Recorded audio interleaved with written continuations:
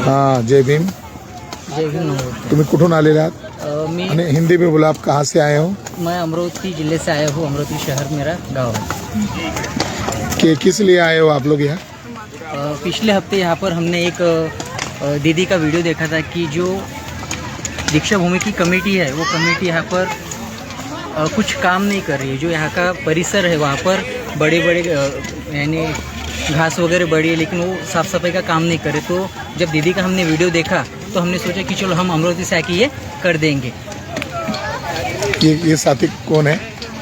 ये मेरे दोस्त ये वडर समाज से आते हैं, लेकिन जब मैंने इनको बोला कि ये परिस्थिति हमारे दीक्षा भूमि पर है तो आप हमारे साथ चलते क्या, तो ये भैया ने बोला कि हम ज़रूर आएंगे। और हम अमरावती से रात 2 बजे वहाँ से निकले और यहाँ पर सवेरे 6 बजे पहुँचे 2 व्हीलर से। तो यहाँ उसने अंडरग्राउंड पार्किंग बनाया था, उसकी क्या स्थिति है? अभी वो तो बंद हो चुका है। उसका जो यहाँ की कमेटी थी वो कमेटी ने यहाँ के जो जबकि मेरे ख्याल से मुख्यमंत्री थे फडणवीस, उनके साथ एकजुट मिलकर कमेटी ने वो अंडरग्राउंड पार्किंग का कुछ तो भी सौदा किया था। जब ये बात आम्बेडकरी जनता को मालूमात हुई तब उन्होंने अपनी शक्ति प्रदर्शन किया और ये काम रद्द किया। अब तो ये गंदगी साफ कर रहे हैं। हाँ। मगर आरएसएस को 100 साल पूरे होने वाले हैं 2 अक्टूबर को। हाँ। सवेरे वो संविधान बदलने की शपथ लेगा फडणवीस। हाँ। और शाम को रामदास आठवले का हाथ पकड़ के यहाँ की जो लाखों जनता आती है उनको अम्बेडकरवाद समझाने के लिए आएगा देवेंद्र फडणवीस। तो ये तो आप गंदगी साफ कर रहे हो। मगर असली गंदगी तो वो लोग हैं जो संविधान बदलना चाहते हैं और वही लोग यहाँ आते हैं, तो उनको उस गंदगी को रोकने के लिए कुछ नहीं करेंगे। नहीं, इसके लिए हमने प्लानिंग करके रखी है। हाँ। जो एक कमेटी है उनको हमने अपील की थी कि आप सुधर जाओ, जो बाबा साहब का मार्ग है उस मार्ग पर आप चलो। जिस बाबा साहब को आरएसएस संगठन ने जन्म से लेके तो अंतिम समय तक प्रताड़ित किया, उस आरएसएस के साथ ये कमेटी अगर समझौता करती होंगी तो ये कमेटी का हम बैंड बजाने वाले हैं। क्योंकि अभी जो एक समझदारी की भावना है, जो बुद्ध का मार्ग है वो भी हमारे अंदर है और जो सम्राट अशोक का मार्ग है वो भी हमारे अंदर है। देवेंद्र फडणवीस आएगा तो क्या करेंगे आप लोग? नहीं, अगर देवेंद्र फडणवीस आएगा तो सबसे पहले ये कमेटी वाले को हम चपला से मारेंगे, क्योंकि ये नालायक लोग हैं। इनके हाथ में 70 साल से अगर ये दीक्षा भूमि की कमेटी हाथ में है तो इनका कर्तव्य था कि यहाँ पे कुछ ना कुछ तो भी डेवलपमेंट होना था, लेकिन 70 साल से देखा जाए तो यहाँ पर कुछ भी डेवलपमेंट नहीं है। Thank you. वेलकम।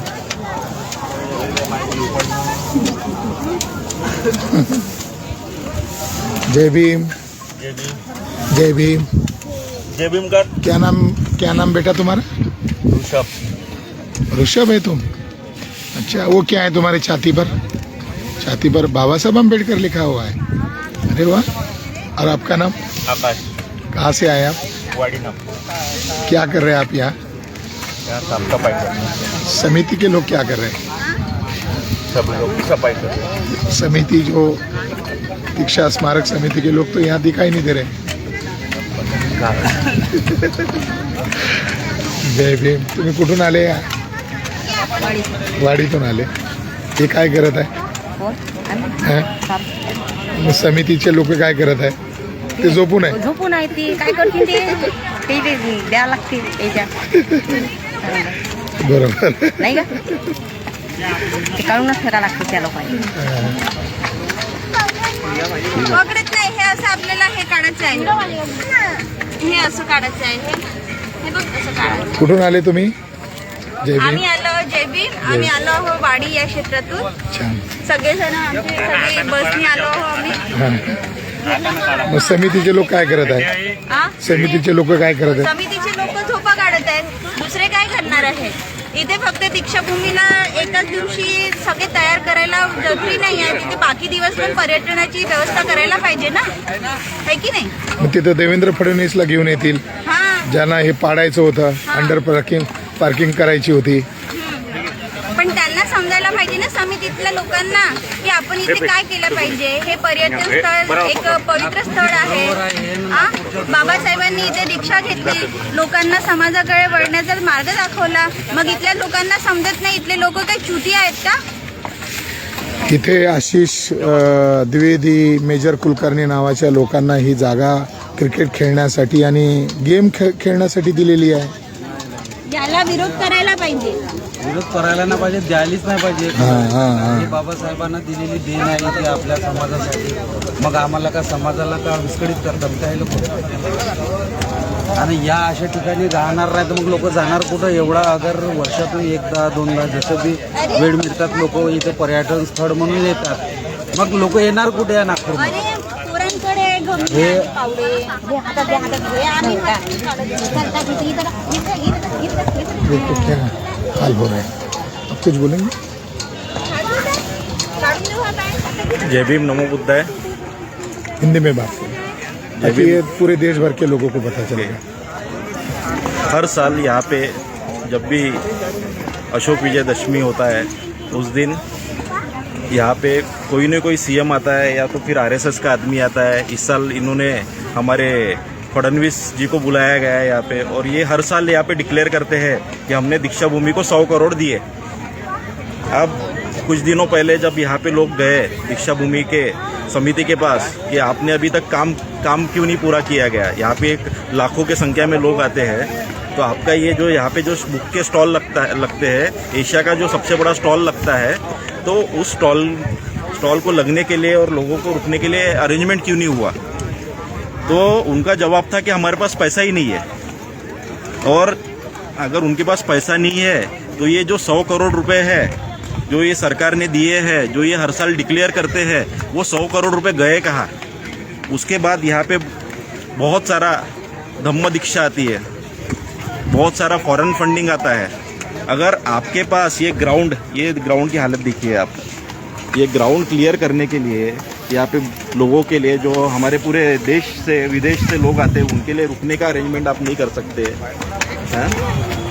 उनके वॉशरूम का अरेंजमेंट नहीं होता है यहाँ पे. उनको कहीं से तो भी जाना पड़ता है. लोगों से रिक्वेस्ट करना पड़ता है वॉशरूम के लिए जाने के लिए. यहाँ पे उनके खाने की प्रॉपर व्यवस्था नहीं होती है. तो ये इतना सारा फंड और पैसा जाता कहाँ है. उसके बाद जो हमारे समाज के जानी दुश्मन है आरएसएस के लोग, आप उनको कैसे क्या स्टेज पे बुलाते हैं जो आरक्षण का विरोध करते हैं, जिन्होंने वर्ण व्यवस्था बनाई. और आज के डेट में आपका जो दीक्षा भूमि है उस पर अनुकृत पार्किंग बनाने वाले थे अंडरग्राउंड, और उसको स्तूप को गिराने वाले थे. इसको डिक्लेयर करने वाले थे वो लोग कि ये स्ट्रक्चर अनस्टेबल है भाई, इसको गिरा दो. फिर इन्होंने अपना कुछ तो भी मनुवादी स्ट्रक्चर खड़ा कर दिया रहता. और जैसे राजस्थान हाईकोर्ट के आगे मनु की मूर्ति लगी है तो वहाँ एक छोटी सी मूर्ति बैठा दी रहती और डिक्लेयर कर दिया रहता अरे ये तो बुद्ध का स्थल ही नहीं है, यहाँ तो हमारे मनु जी आए थे. झूठा इतिहास लिख दिया रहता था. इस बार देवेंद्र फडणवीस आएंगे तो क्या करेंगे? नहीं, हम इसका पुरजोर तरीके से विरोध करेंगे. हम उनको यहाँ आने नहीं देंगे. ना यहाँ पे फडणवीस जी आएंगे, ना गडकरी जी आएंगे. यहाँ सिर्फ बाबा साहब को मानने वाले लोग ही आएंगे.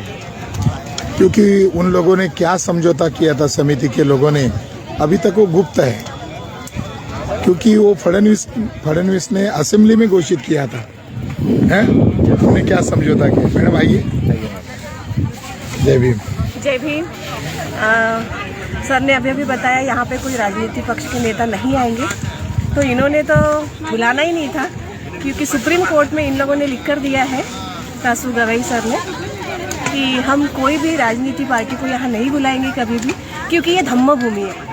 और धम्म भूमि पे कोई राजकीय पक्ष नेता आने का उनको अनुमति नहीं देते हैं.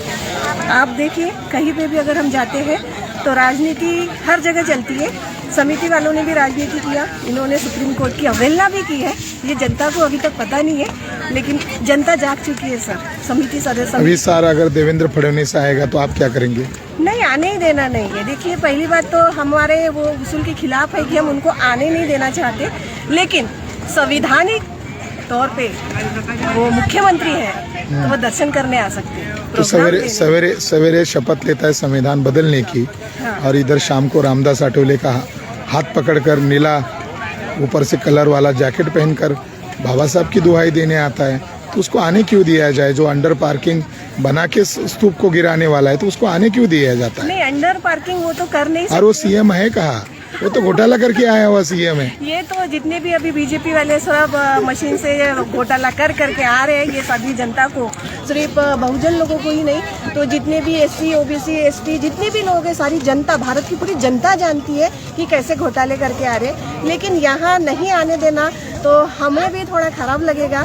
संवैधानिक तौर पे मुख्यमंत्री है, नहीं उसको नहीं आने देंगे, हम नहीं आने देंगे, उसको जूते की माला पहनाएंगे।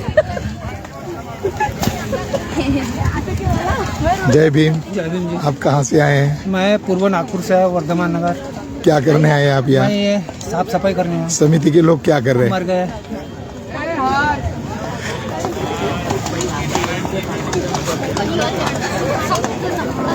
कहाँ से आया बेटा तुम?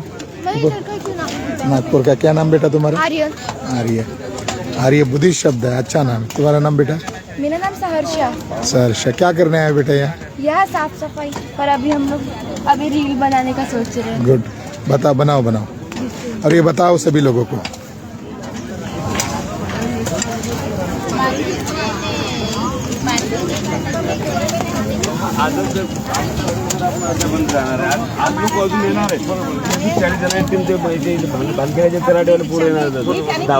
त्यांनी आता फोन केला मला। तो सब लोग आए, अपना अपना श्रमदान दे रहे हैं और अपनी दीक्षा भूमि नीट यानी क्लीन कर रहे हैं।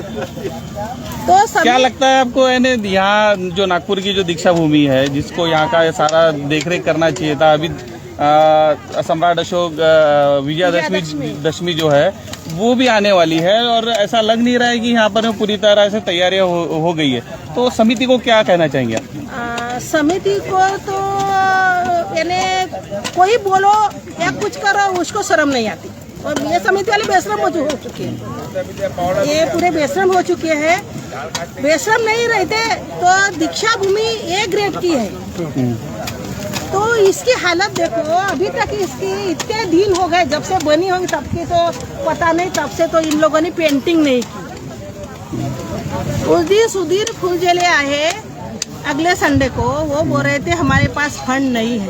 आप जैसा बोल रहे हो तो फंड आता होगा, दीक्षा भूमि को फंड नहीं आता, तो दीक्षा भूमि को फंड नहीं आता तो ठीक है, नहीं आता तो बाजू में तुम्हारी कॉलेज है, उसको तो फंड आता है, करोड़ों का फंड आता है ना, उसमें से 1% भी लगाया तो दीक्षा भूमि चमकती है।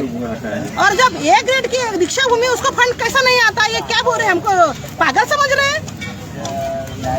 सब पैसा अपने घर में अपने अंदर जमा कर रहे हैं लोग।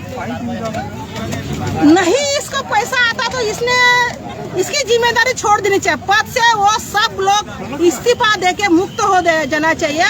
और लोगों के जो ये ट्रस्ट है, ये लोगों की प्रॉपर्टी है, तो लोगों को सौंप देना चाहिए, इसके पास तो पैसा क्या नहीं। आपको लगता है कि जानबूझकर ये सारी चीजें की जा रही है कि दीक्षा भूमि का जो महत्व है कहीं ना कहीं कम हो जाए?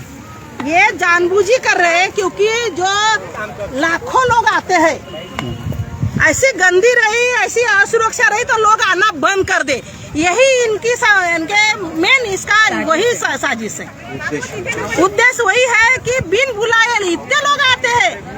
बाबा साहब ने बोला था कि मैं यहाँ रमाबाई जब पंढरपुर के लिए वो आग्रह कर रही थी कि मुझे पंढरपुर जाना है, तो साहब ने बोला कि बाबा साहब ने पंढरपुर तो तुम्हारे को अंदर ही जाने नहीं देंगे, तो कहाँ आप वहाँ जाने की जिद कर रही है रमा? उसको रामू बोलते थे कि वो जिद कर रही हो, तो तभी बोला था कि मैं ऐसा पंढरपुर निर्माण करूंगा जहाँ बिन बोले लाखों लोग बिना कुछ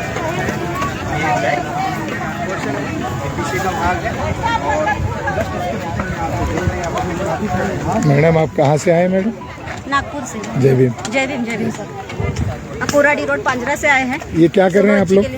हम ये यहाँ जो अभी दशहरा है 2 अक्टूबर का तो इसीलिए बोधिसत्व डॉक्टर बाबा साहब अम्बेडकर की ये अपने लिए जो जगह बनाई है, पर यहाँ देखो आज इतने 2 दिन पे 15-10 दिन भी नहीं रहे, इसके लिए देखो कितना कचरा पड़ा है, ना साफ सफाई हो रही है, बाहर से जो फंड आ रहा है ये कहाँ जा रहा है? दीक्षा भूमि स्मारक समिति देखभाल करती है। समिति क्या कर रही है? वही हम पूछना चाहते, समिति क्या कर रही है? बार बार सोशल मीडिया थ्रू, बार बार न्यूज चैनल थ्रू अवेयरनेस फैला जा रहा है, पर कोई कुछ काम नहीं कर रहा है। क्या हो रहा है? ये हिस्टोरिकल प्लेस है, A+ दर्जा इसको अगर प्राप्त हुआ है, यहाँ पूरे दुनिया से लोग आ रहे हैं, तो आप क्या करते हो? ये इतनी साफ सफाई हमको क्यों? हमको बस यहाँ से एक मैसेज देना है कि ये फंड कहाँ जा रहा है। ये लोग नालायक सिद्ध हो गए। बार-बार इनको 2-4 बार आके हो चुका है।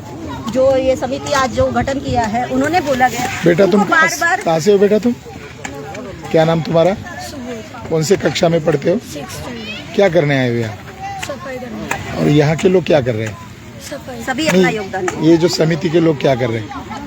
कुछ नहीं कर रहे हैं। हमको वहाँ गेट पे रोका गया था। आपको गेट पर रोका? हमको गेट पे रोका गया था कि अभी दशहरे को टाइम है, बोले ये लोग करवा लेंगे, आप लोग क्यों ऐसा कर रहे हो? बोले कोई जरूरत नहीं है, बोले इस तरीके से। ठीक है बोले, हम देख के आते हैं क्या हो रहा है एग्जैक्टली। हमको देखने की तो हमारी जगह है, हम देखने आते हैं या दर्शन लेने आते हैं। हमारी ऊर्जा भूमि है, ऊर्जा भूमि ऐसी गंदी रहेंगी, बाहर से लोग ट्रैवल करके आएंगे, यहाँ कीचड़ में बैठेंगे, ऐसे घास में बैठेंगे क्या? कब होगा ये साफ सफाई अभियान? यहाँ मच्छर है, यहाँ ऐसे ग्रास है, उसमें अभी लोगों को कितनी तकलीफ होगी। पिछले बार भी दशहरे में 6 दिसंबर को हम आए तो यहाँ पूरा पानी भरा था, पानी में कीचड़ में गए हैं ना, उनके लिए कुछ टेंट बिछाया गया। लोगों कहाँ बाहर से आके बैठे, लोग बैठे हैं, सोए हैं, भाषण सुन रहे बारिश में। क्या सोए कर रही है? कहाँ पैसा ये जो फंड जा रहा है, ये कहाँ जा रहा है? 6 दिसंबर की बात है, ये हमने देखी है खुद। मैडम जो भीड़ आती है पूरे देश भर से, हाँ। और इस जगह पवित्र जगह पर रुकते हैं, मगर उनके सामने तो आरएसएस के लोगों को खड़ा किया जाता है। देवेंद्र फडणवीस को उनके सामने खड़ा कर दिया जाता है। जब भी वो इलेक्शन आते हैं, कोई भी मंत्री आता है, केंद्रीय मंत्री यहाँ दर्शन लेने के लिए आता है, ये हमारी ऊर्जा भूमि इतना बोल के चले जाता है, नतमस्तक होता है, फंड दिया करके बस उतना दे के चले जाते हैं। फिर ये इतना सारा फंडिंग हो रहा है, ये कहाँ जा रहा है? कहाँ जा रहा है? हमको यही पूछना है कि ये सब फंडिंग कहाँ जा रही है? हर साल 100 करोड़ क्या हो रहा है? ये बराबर नहीं है। Thank you.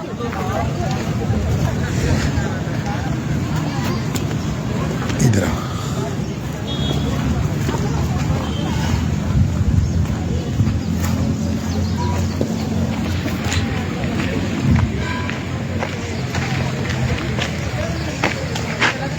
देखो, ये खतरनाक बात है। ये टॉयलेट बाथरूम इतने नज़दीक बनाने की ज़रूरत नहीं थी, क्योंकि एकदम यहाँ भीड़ हो गई और ये बिल्कुल स्तूप से लगा हुआ है। टॉयलेट बाथरूम के लिए दूर वाली जगह चिन्हित कर सकते थे, उन्होंने बिल्कुल पास में बना दिया। ये जो सामने वाला हिस्सा है, यहाँ क्रिकेट खेले जाते, गेम्स खेले जाते हैं, आरएसएस की एकेडमी। और वो आशीष द्विवेदी, निर्जल कुलकर्णी और जोशी को, ये इन 3 ब्राह्मणों को दिया हुआ है। और उसमें से एक ब्राह्मण करोड़ों रुपए का घोटाला किया है, ऐसा समिति के एक सदस्य ने मुझे जानकारी दी है। आप इसको पकड़ो तो जरा, मैं बोलता हूँ सामने इधर। जय भीम साथियों, हम लोग यहाँ दीक्षा भूमि, पवित्र भूमि स्थल पर हैं और हमें जानकारी मिली कि अलग अलग जिलों से, केवल नागपुर से नहीं, अलग अलग जिलों से लोग यहाँ आने वाले हैं और यहाँ की गंदगी को साफ करने वाले हैं। तो हम भी यहाँ इनको सहयोग देने के लिए आए, इनकी भावना जानने के लिए आए। तो साफ तौर पर ये दिखाई दे रहा है कि जो अंडरग्राउंड पार्किंग बनाया जा रहा था, तो समाज का विद्रोह था। एक बात तो ये, आज भी वो जगह खराब है और जिसके कारण लोगों का आक्रोश होना स्वाभाविक है। अगर वो अंडरग्राउंड पार्किंग बनाने की योजना किसकी थी? वो देवेंद्र फडणवीस की थी, यानी आरएसएस की थी, यानी बीजेपी की। क्यों बनाया उन्होंने?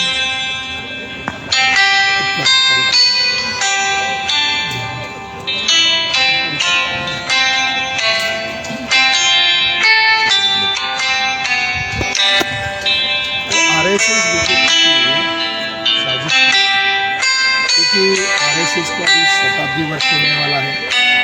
और शताब्दी वर्ष में जैसे ऑल इंडिया से बहुजन लोग इकट्ठा होते हैं, बाबा साहब अम्बेडकर ने दिखाए हुए रास्ते पर चलना चाहते हैं, ओबीसी के लोग यहाँ आकर धर्मांतर करते हैं, बुद्धिज्म को स्वीकार करते हैं।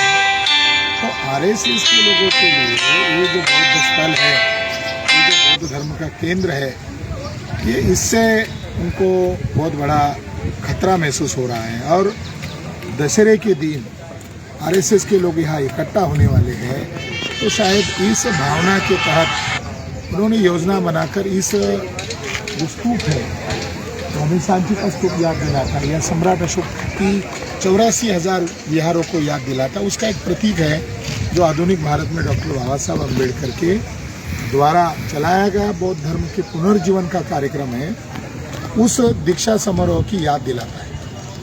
तो इस बार लोगों में जो गुस्सा दिखाई दे रहा है कि देवेंद्र फडणवीस को हम आने नहीं देंगे, इस बार लोगों का जो गुस्सा दिखाई दे रहा है देवेंद्र फडणवीस को नहीं आने देंगे।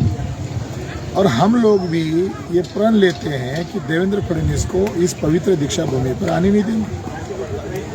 मोहन भागवत ने अभी हाल ही में घोषित किया नई स्मृति बनाने की जरूरत है, यानी मनुस्मृति को लागू करने की जरूरत है। उसने कहा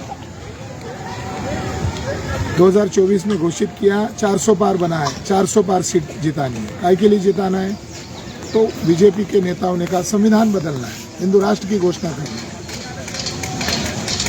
और पूना में जिसने भीमा कोरेगांव का फसाद कराया मिलिंद एकबोटे, उसके हाथों से किताब प्रकाशित होने वाली थी 2 माह पहले, और जिसका शीर्षक था भारत का संविधान क्यों बदलना नहीं चाहिए। जो लोग भारत का संविधान बदलना चाहते हैं वो उसका प्रतिनिधि के तौर पर देवेंद्र फडणवीस यहाँ आता है रामदास आठवले का हाथ पकड़ के। तो इस वजह से हम ये प्रण लेते हैं कि देवेंद्र फडणवीस को यहाँ आने नहीं देंगे। समिति के लोगों को हम वार्न कर रहे हैं, समिति के लोगों को हम लिखित में भी देने वाले हैं। और जिन लोगों ने देवेंद्र फडणवीस के साथ क्या समझौता किया था वो अभी तक उन लोगों ने नहीं बताया। यहाँ की समिति के अध्यक्ष है सुराई ससाई, विक्तू बाबा के दर्शन लेते हैं। विक्तू बाबा कौन है? ये विदर्भ के लोगों को मेंटल आदमी था। विक्तू बाबा एक मेंटल आदमी था, वो कोई साधु या महापुरुष नहीं था। और उसकी स्थापना एक विहार में की है। एक बड़ी आश्चर्य की बात हमने देखी है, उसका जाकर दर्शन लेते हैं। फूल जले सत्यनारायण की पूजा करते हैं, जो समिति के सेक्रेटरी है वो सत्यनारायण की पूजा करते हैं, यानी खुले तौर पर 22 प्रतिज्ञा का अपमान करते हैं। लोगों की डिमांड है कि इनको निकाल देना चाहिए। तो ये गुस्सा इस बार दिखाई देगा। समिति बदलनी चाहिए, लोगों को गुमराह करने वाली समिति बिल्कुल नहीं चाहिए। आशीष द्विवेदी, निर्झर कुलकर्णी और एक जोशी, केपी जोशी शायद उसका नाम है, इनका इस समिति पर डायरेक्ट नियंत्रण है। यहाँ जो लगा हुआ कॉलेज है वो उस कॉलेज में एबीवीपी को बढ़ाने के लिए नेने नाम की प्रोफेसर है, वो प्रचार कर रही है। तो कॉलेज के अंदर ब्राह्मण घुसे और समिति के लोगों ने कॉलेज के अंदर घुसे हुए आरएसएस के ब्राह्मणों के हाथ में ये सारा जिम्मेदारी दिया। यहाँ की ग्राउंड जो है खेल खेलने के लिए, गेम खेलने के लिए दिया जा रहा है और समिति के लोग समाज के साथ गेम खेल रहे हैं। ये कब तक चलेगा? इसलिए हम लोग संगठित रूप से देवेंद्र फडणवीस का विरोध करेंगे और इस बार उनको आने नहीं देंगे, क्योंकि ये धोखेबाज लोग हैं, ये लोग संविधान विरोधी लोग हैं, ये ईवीएम से घोटाला करके आए हुए लोग हैं, ये कोई जनता के द्वारा चुने हुए लोग नहीं हैं। और इन लोगों का हम समर्थन करते हैं। ये जो आज गंदगी साफ कर रहे हैं तो ये दिखा रहे हैं कि समिति के लोग कितने नालायक हैं। समिति के लोग उनको डरा रहे थे कि आप अंदर नहीं जा सकते। तो उन्होंने कहा हम देखने जा रहे हैं, हम इस जगह के मालिक हैं, आप थोड़ी जगह के मालिक। तो ये लोगों का गुस्सा है और ये महाराष्ट्र के लिए मैसेज देने वाली बात है कि समिति के लोग नालायक सिद्ध हो गए हैं। समिति के लोगों ने आरएसएस बीजेपी के साथ समझौता कर लिया है और समझौता का सबूत है वो जोशी, द्विवेदी और कुलकर्णी का यहाँ कब्जा होना, जो आरएसएस को पनाह देते हैं, आरएसएस का वर्कर है वो लोग। और नेने जो संविधान के खिलाफ बोलने वाले लोग विद्यार्थियों का एबीवीपी को यहाँ बढ़ा रही है। तो खुल्लम खुल्ला ये बाबा साहब अम्बेडकर के पवित्र भूमि का अपमान है। इसको लोगों को सतर्क होना चाहिए और लोगों को इसके बारे में जागृति करनी चाहिए। धन्यवाद।